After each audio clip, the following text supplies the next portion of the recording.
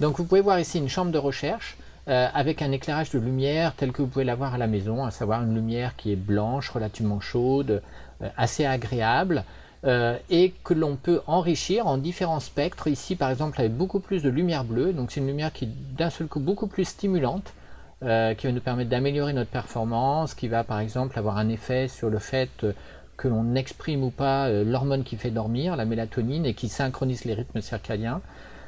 Ici encore plus bleuté, donc on sera plus vigilant. Ici on passe à une lumière qui est vraiment monochromatique, qui est bleue et qui est donc très stimulante. Mais on peut aussi avoir une lumière qui va être par exemple verte ou de différentes couleurs pour étudier aussi les différents systèmes qui sont mis en jeu. Ici par exemple on est sur du vert, donc ça met en jeu des photorécepteurs à chaque fois un petit peu différents. Et on peut aussi avoir une lumière par exemple très reposante, qui est beaucoup moins stimulante, qui va être par exemple une lumière de type rouge, comme c'est le cas ici. Et effectivement, cet environnement donc d'éclairage est unique dans le monde pour effectuer de la recherche sur les effets de la lumière sur le sommeil, sur les rythmes et sur la physiologie et le comportement.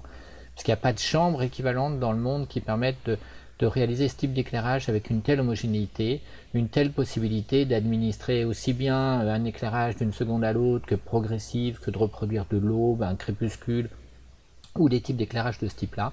Et donc c'est un outil qui est exceptionnel, qui est mis à notre disposition dans le service et dont on va aussi pouvoir faire bénéficier, on l'espère, d'autres équipes.